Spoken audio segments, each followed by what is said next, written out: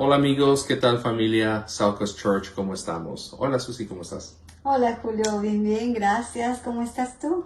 Pues bien, bendecido, siempre contento, ¿verdad? Por Qué un bueno. día más. Saludos a todos, me da mucho gusto que estén con nosotros. Ya han sido 2 unidades y vamos a empezar la número 3 esta noche, que es pues la carrera, la vida cristiana. Es lección 1 y 2. Y bueno, vamos comenzando, no sin antes, haciendo una pequeña oración. Amén. Cerramos nuestros ojos. Bendito Padre Celestial, te damos gracias, Señor, por este día, por todo este estudio y aprendizaje que tú nos das, Señor, porque no solamente es de nosotros hacia afuera, sino nosotros también aprendemos, Señor. No nos jactamos de nada, Señor, sino de que nos haces falta cada día y conocerte más. Bendecimos estas palabras, este estudio, estos minutos, Señor, que sean para ti, que sean para edificar, sean para construir, Señor, en el alma, en la vida diaria. En el nombre de Cristo Jesús. Amén. Amén. Amén. Bueno, pues comenzamos. Bien. Bueno, continuamos con la unidad 3. La lección 1 es la carrera y la vida cristiana. Lo bonito de esto es cómo es comparado con la carrera de la vida. Y prácticamente en el libro de Hebreos, el autor, que por cierto es desconocido, mantiene una perspectiva muy grande en cuanto a comparar la vida cristiana que llevamos tú y yo con una carrera. Pero es una carrera deportiva, una carrera olímpica que en aquellos tiempos pues ya tenía años, ¿verdad?, de efectuarse a través del Imperio griego. Pero en este caso, bueno, estaba el Imperio Romano. De hecho, el idioma griego era el idioma universal en ese tiempo. Entonces, el autor es desconocido, pero hay por ahí algunos candidatos para saber quién fue, de entre ellos Lucas. Y a mí me gusta mucho pensar que fue Lucas el apóstol, siendo él griego de nacimiento, siendo gentil, pero siendo seguidor fiel de Cristo y levantando misiones en aquel tiempo, ¿verdad? Aquí y allá, sobre todo ante los gentiles, y conociendo perfectamente pues, la cultura griega en la que él creció, conociendo acerca de todo este deporte que ya se efectuaba en competencias, ya existían estadios. Vamos a leer lo que es el libro de Hebreos en el capítulo 12, que básicamente, no sé si te has fijado en las carreras olímpicas, es un aro, se puede decir, o un oval, ¿verdad? Tiene varios carriles delimitados por líneas, donde pues cada quien agarra un carril que le pertenece, que solamente puede ser pisado por el competidor y nadie más. Creo que si pisas la línea podría ser descalificado. Y haced sendas derechas para vuestros pies, para que lo cojo no se salga del camino, sino que sea sanado. Amén. Hebreos capítulo 12, versículo 1. Por tanto, nosotros también, teniendo en derredor nuestro tan grande nube de testigos, despojémonos de todo peso y del pecado que nos asedia, y corramos con paciencia la carrera que tenemos por delante. Amén. Indudablemente está haciendo una comparación con una carrera, y sí se refiere precisamente a la vida cristiana con la vida de un atleta. Yendo a los atletas, ¿qué conlleva a un competidor llegar pues a la línea, ¿no?, de salida? Pues obviamente son muchas cosas, es mentalidad, actitud, preparación, capacitación, enfoque, pues quizá manejar los tiempos, ¿no?, mejorar su velocidad. Asimismo, la vida de nosotros como cristianos es comparada en cuanto desde el primer momento que nosotros aceptamos a Cristo y nacemos de nuevo. Ahí se puede decir que comienza nuestra carrera. ¿Y para dónde darle? Pues obviamente uno como criatura nueva que es, lo importante es primeramente pues conocer a Jesucristo, ¿verdad? Saber qué hizo por nosotros, ¿verdad? Qué hizo por ti, por mí, En lo futuro, pues el Espíritu te sella con un bautizo que es único, cada quien tiene una historia. Continúa el servicio, a eso me refiero al ministerio, que tú tienes que servir, que tienes que empezar a hacer tu vida y vivirla para Cristo, ¿verdad? Hacer tu vida es pues lo que sigues haciendo, ¿no? En tu trabajo, como familia, como padre, como hijo, en la situación que tú te encuentres, eso es irrevocable, pero con una mentalidad totalmente nueva, un corazón nuevo dispuesto para servir a Cristo y para conocerlo, para prepararse, tener disciplina como cualquier atleta. Debemos despojar de todo peso y del pecado que nos asedia. Esto es una orden totalmente para tomar en serio y tomarla en cuenta sobre todo, porque siempre va a haber sobre nosotros pues una vida pasada, costumbres, tradiciones que pues el Espíritu de Dios te va a poner un alto o te va a avisar. Esto ya no se hace. Empieza a existir un tipo de ética. Al principio pues uno lo describe de tal manera, pero viene siendo más que eso, viene siendo el toque de Cristo, el toque del Espíritu Santo trabajando en tu vida, porque la palabra es la mente de Cristo. Entonces nosotros, al empezar a leerla, vamos a empezar a conocer cómo Cristo piensa, qué piensa acerca de nosotros, qué piensa qué debemos hacer, qué piensa cuál es la voluntad que debemos seguir. Y esto es muy, muy bonito y muy importante. La vieja naturaleza pecadora es pues demasiadas impresiones en nuestra vida que están marcadas, que pues se tienen que desprender. Entonces, al hablar de despojarnos es dejar eso, dejar de hacerlo, comenzar de nuevo, comenzar en cero.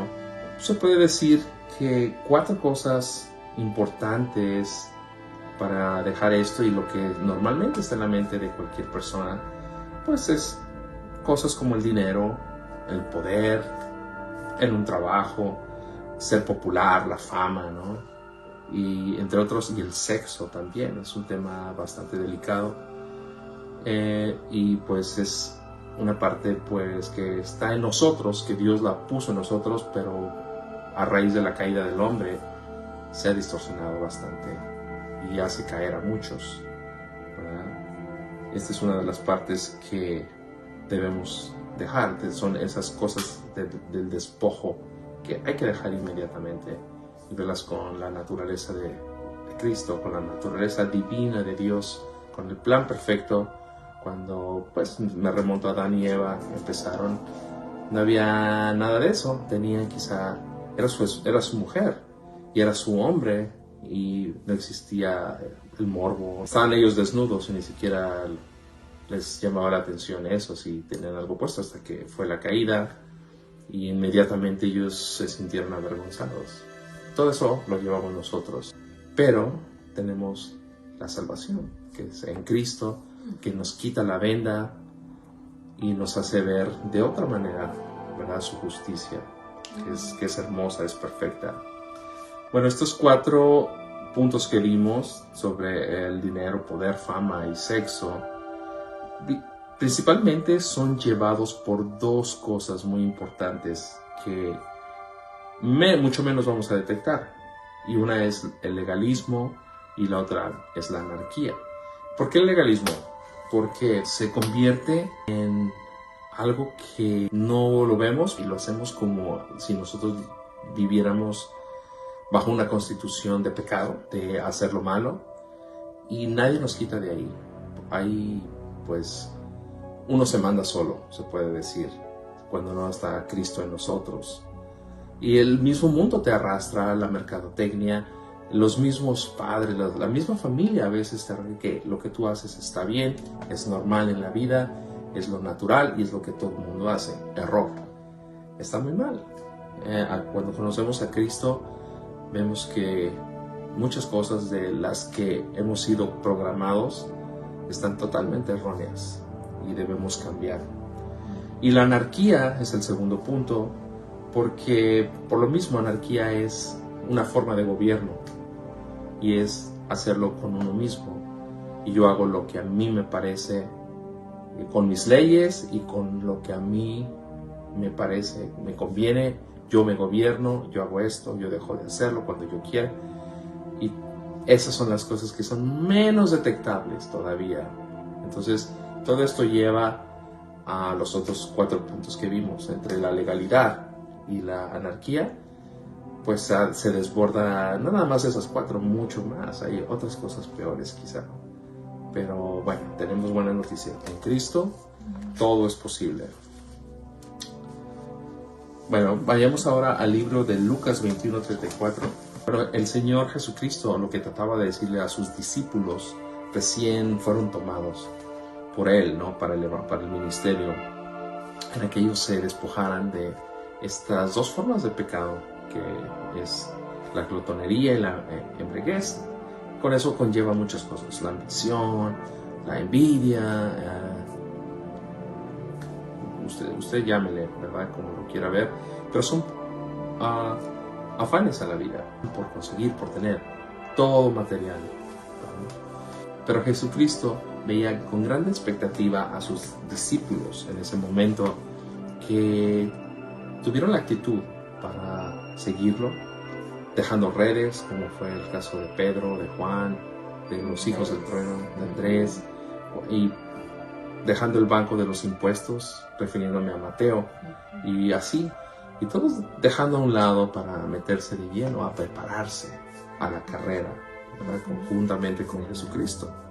Cada uno de los discípulos tuvo, pues, quizá alguna vocación en su momento, sabiendo a dónde se iban a dirigir, enfocándose como si fueran atletas, pero no eran discípulos, a su punto cúspide, que era la carrera, pues, con Cristo, vivir para Él a través de el discipulado, a través de milagros, a través de compartirles la palabra, de traerlos a los pies de Cristo.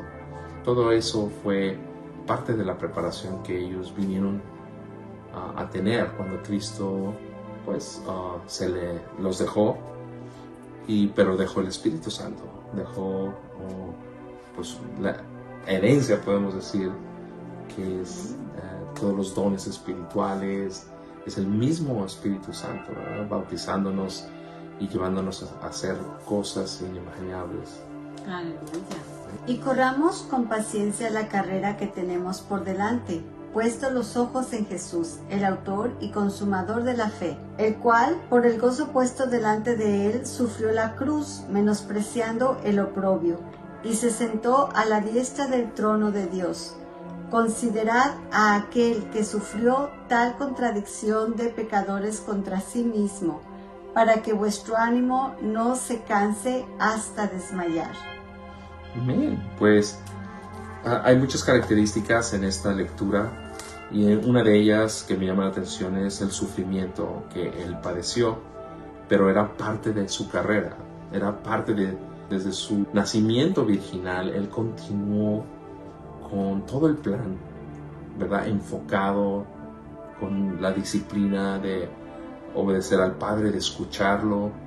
En el momento de que fue bautizado, ahí él comenzó, se puede decir, a mostrarnos que llevaba ya una programación, pero en obediencia, ¿verdad?, al Padre, para consumarlo todo y dar todo. Antes de esto fue la tentación, fue el ayuno y apartarse al desierto, donde fue tentado 3 ocasiones, y él hizo a un lado la tentación, y regresando de ahí fue cuando comenzó inmediatamente a preparar a la gente, a los discípulos, los 12, ¿verdad?, para comenzarlos a capacitar, a entrenar, a darles amor, a darles atención, a darles el cuidado, instrucción. Entonces el Señor vino a dar enseñanza, ¿no? Vino a redarguirnos, a instruirnos, a capacitarnos, ¿no?, en verdad, en justicia.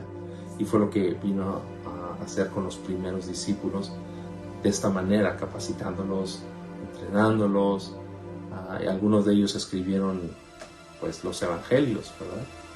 Y por ello sabemos cómo Dios respiró en ellos, los inspiró y podemos gozar, ¿verdad?, de su palabra, sí, y seguir lo mismo para continuar, empezar a hacer nuestra carrera. En algún momento nosotros también tendremos que correr cada uno nuestro propio carril, pero podemos correr juntos, ¿no?, sin distraernos. ¿Qué es lo que está haciendo pues otra persona? Siempre es interesante tener retroalimentación con otros, pero siempre nuestro enfoque tiene que ser muy personal, muy individual, escuchando lo que Dios tiene para nosotros.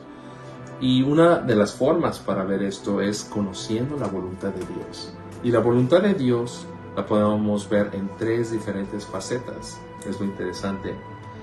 ¿Cómo podemos saber la voluntad del Señor para nuestra vida? Bueno, primero tenemos que entender una cosa: ¿qué es voluntad? Entonces, como número 1, podemos decir que la voluntad operativa de Dios es el qué, y por eso es operativa. ¿Qué voy a operar? ¿Qué voy a hacer? El ejemplo más claro es cuando en el primer milagro que efectuó Jesucristo, pero Él hizo algo, ¿no? Pero la madre le dio indicaciones: hagan como Él les dice. Exactamente. Eso es parte de la voluntad de Dios, que Dios nos diga: haz esto, quita, pon. Como los discípulos, ¿verdad? Deja tus redes, yo te voy a hacer pescador de hombres. Ahí déjalo, ahí déjalo. Como número 2, entonces viene la voluntad geográfica de Dios, que equivale al dónde. El dónde tiene un lugar donde Él quiere que nosotros estemos, donde Él suplirá toda nuestra necesidad, como en el caso de Elías, cuando Elías también fue enviado a un pueblo que no temía ni conocía a Dios. Por lo contrario, estaba en contra de las cosas de Dios, pero ahí Él fue puesto, era el dónde, era la voluntad geográfica que Dios tenía para Elías. Dios hizo cosas grandes en él. Y el número 3 es la voluntad motivadora, y esta es de la que más me gusta, y es la última que uno va a conocer, y la que te va a llegar, porque es el por qué. Y es pues una parte también se puede decir delicada, porque muestra la integridad que tú necesitas para con Dios en la voluntad. Porque en el libro de Mateo 6, el Señor tuvo palabras duras para hombres que oran, que ayunan y que dan limosna. Estamos hablando de los fariseos, ¿verdad? Que ellos pues se decían, se jactaban de sí mismos: es que yo oro 3 veces al día, es que yo ayuno todos los sábados y doy mi diezmo, ¿verdad? Es que yo ayudo a Pero Dios conocía y pesaba los corazones de la voluntad real de ellos, porque su porqué era muy diferente al porqué Dios quiere que tú conozcas la voluntad que es. Lo que a ellos les motivaba realmente era ser más que otros, enaltecerse, aprovecharse de la gente, ser escuchados, la fama, el dinero. Todo lo que ya dijimos ellos lo tenían, y por eso no lo soportaba. Los tenía como una generación de víboras, como hipócritas, porque pesaba el corazón, porque la motivación estaba muy, muy desligada de lo que Dios quería realmente esperar de ellos. Ok, vamos a presentar ahora 7 puntos que tenemos que tener para estar dentro de la voluntad de Dios. Estos 7 puntos nos va a ayudar bastante para, pues, equiparnos. Son como requisitos que uno tiene que tener para comenzar la voluntad de Dios. Como número 1 es que seamos salvos. En 2 de Pedro 3:9 dice por qué. Número 2, que seamos santificados, que seamos apartados para Dios, para empezar esa carrera. Que estamos totalmente con una nueva mentalidad, con el corazón dispuesto a chupar todo lo que Dios tiene para nosotros, que Él quiere meter. Esa vasija se llene de lo bueno y se vacíe de lo que no es bueno. Amén. Número 3, que seamos llenos del Espíritu. Y eso conlleva con el bautizo del Espíritu. Entonces cuando nosotros tenemos el Espíritu, wow, es pues unas ganas de leer, de conocer la Biblia, de asistir a la iglesia, de hablarle a los demás, de ver que todo el mundo sea salvo, que todo el mundo se le quite la venda, de que todo el mundo sepa que Dios existe. Aleluya. Como número 4, que seamos agradecidos, porque siempre es importante darle gracias a Dios, no solamente a la hora de los alimentos, es levantarnos en la mañana, decirle gracias papito, gracias Señor, porque estoy bien, porque estoy sano, estoy con un trabajo, porque por mis hijos, por mi esposa, o por mis padres, por mi trabajo, siempre, por todo, por la salud, porque, no sé, vienen cosas nuevas, por mi escuela, hay muchas cosas por qué darle gracias al Señor. Como número 5, que nos contentemos. Esto habla mucho del perdón. Entonces, para seguir la voluntad de Dios, tenemos que comenzar con perdonar. Perdonar a todo aquel que nos haya hecho mal. Es un proceso no tan fácil, pero uno tiene que tener la iniciativa. Y Dios lo dice, que nosotros tenemos que tener la iniciativa para perdonar. ¿Por qué Él nos perdonó? Primero, dice su palabra. ¿Y qué nos perdonó? Todo nos ha perdonado el Señor. ¿Por qué nosotros no podemos perdonar? ¿Verdad? Sí, se supone que ya tenemos una nueva mentalidad, un nuevo corazón. Nuestra alma se está yendo al lugar correcto. Tenemos que perdonar. Como número 6, que suframos, ¿verdad? En 1 de Pedro 3:17. Porque mejor es que padezcáis haciendo el bien, si la voluntad de Dios así lo quiere, que haciendo el mal. Amén. Tenemos que padecer, tenemos que sufrir un poquito. Siempre va a haber quien te diga, porque lo acabamos de decir, vamos a estar en un estadio. La vida cristiana es estar rodeado de mucha gente, de todos, de miles, cientos, que quieras o no nos están viendo, te están observando. Los mismos cristianos te están viendo, te están observando. Tu familia, tus compañeros de trabajo, de la escuela, vecinos, o gente que por primera vez te ve, nos están viendo. Y siempre va a haber opiniones. Habrá quien no le guste nuestro cambio de vida, nuestro cambio de hacer, cambio de tradiciones. Siempre va a ser algo encima, va a venir pues una respuesta negativa muchas veces. A veces hay silencio, que sería lo mejor. Y la número 7, que sirvamos, porque si no servimos, no servimos. Si no nos ponemos a mover los pies, las manos, la boca, hacer el bien, el bienestar, primeramente en tu casa, en tu iglesia, bueno, tu familia, bueno, si digo tu casa es tu familia, y en tu comunidad, en tu iglesia. Hay que ayudar, siempre hay trabajo en la congregación y no hay que hacernos un lado. Yo no sé hacer esto, yo no sé qué. Hay que aprender. ¿Quieres tocar música? ¿A quién te pueda dar clases de música? Y tienes que orar mucho para que algún día tú puedas tocar un instrumento. O si ya lo tocas, pues que Dios empiece a quitar toda esa música que ya no aprovecha para nada y empieces tú a alabarle al Señor con el corazón. Entre otras cosas, estoy hablando de música, pero si tú quieres hablar, ¿verdad? Quieres compartir la palabra y te gusta, pues Dios te va a capacitar. Pero hay que tener esa actitud. Entonces son esos 7 puntos, ¿verdad? Para hacer la voluntad de Dios. Hay que equiparnos con ellos primeramente. Bueno, ahora después de toda esta preparación, viene el momento, ahora sí, de comenzar la carrera. Y la primera etapa comienza con la salvación, sabiendo que somos salvos en Cristo, como dice en 2 de Corintios 5:21. Al que no conoció pecado, por nosotros lo hizo pecado, para que nosotros fuésemos hechos justicia de Dios en él. Así es como en esta primera etapa conocemos quién fue Jesucristo en nuestra vida y qué lugar tomó el de nosotros como pecadores. Él lo tomó, él dijo, yo pequé por por esta persona, por Julio. Todo lo que hizo, todo lo que ha hecho, yo lo pago y aquí lo clavo en esta cruz. Pero él tiene que creer en mí, que yo fui enviado por el Padre y que yo fui crucificado y yo resucité de los muertos al tercer día. Si yo creo eso, estoy del lado de la salvación que él pide.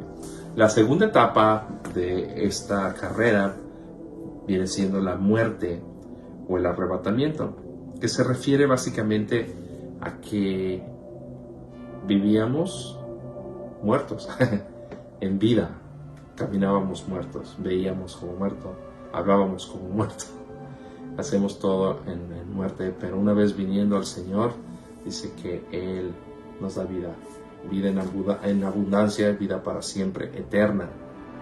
Y bueno, estamos en la eternidad de Dios.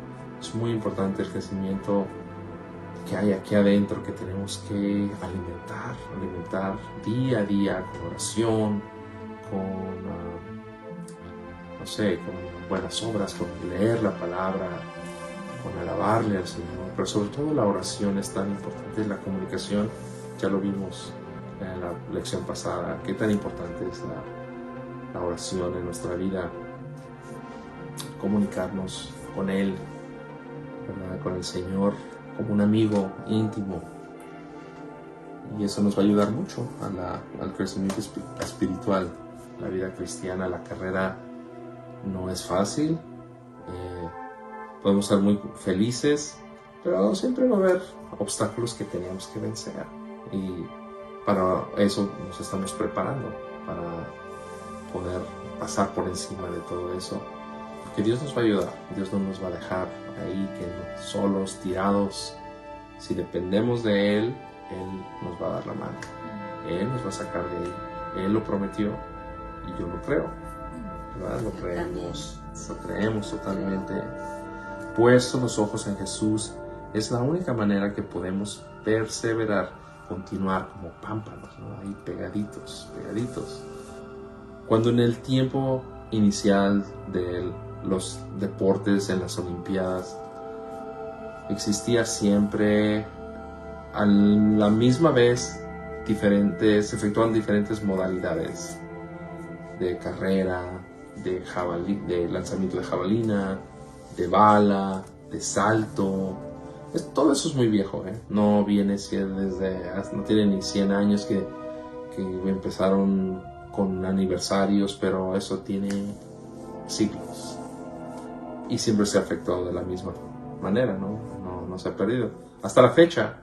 En las Olimpiadas igual, para nosotros siempre va a haber alguien que esté haciendo un ministerio, que se esté preparando, pero el momento de la carrera es tu carrera, es tu ministerio en que tienes que estar enfocado y no estar viendo distracciones con los demás, ¿verdad? Siempre alguien va a estar haciendo algo y tú tienes que estar enfocado en lo que tú estás haciendo, lo que Dios tiene preparado para ti, que es seguir por ese carril o saltar esa longitud que tú quieres para ganar. Como el apóstol Pablo siempre hablaba de ganar aquí, ganar allá, pero se refería a las almas. Él se refería muchas veces a los pastores de las misiones que él ponía en Macedonia, en Asia Menor. Recibían cartas, era la forma de comunicarse, de saber el estatus de la obra de Dios que empezaba en diferentes casas o pequeños templos, sinagogas que se abrían para escuchar la palabra, el mensaje del Evangelio. Y él siempre estaba atento de todo lo que sucedía con los pastores. Tenían pruebas también ellos que a veces vencían, y para él eso era ganar. En 1 Corintios 9:19, hablando de Pablo nuevamente, él dice que se hizo esclavo para ganar un mayor número de personas, ¿verdad? De gente que adorara a Cristo, que tuviera salvación, que tuviera la paz que él tenía, a pesar de que él estuvo preso. Él dice que él vivía con una paz que sobreabundaba en toda situación. ¿Verdad? Gloria a Dios. Gloria a Dios. Y es hermoso cómo él terminó la carrera, como dice en Corintios 9, 24 al 27. Corred de tal manera que lo obtengáis. Todo aquel que lucha de todo se abstiene. Ellos, a la verdad, para recibir una corona corruptible, pero nosotros una incorruptible. Así que yo de esta manera corro, no como a la aventura. De esta manera peleo, no como quien da golpes al aire, sino que golpeo mi cuerpo y lo pongo en servidumbre. Amén. Bueno, está corroborando que el apóstol Pablo se dio a todo lo que da por su carrera, puso todo, invirtió todo en la carrera hacia Cristo. Yo te invito a que tú hagas lo mismo, a que inviertas todas tus fuerzas, lo mejor de ti para el Señor, porque Él dio lo mejor de Él para ti. Y de la misma manera despido esta lección y pasamos a la siguiente.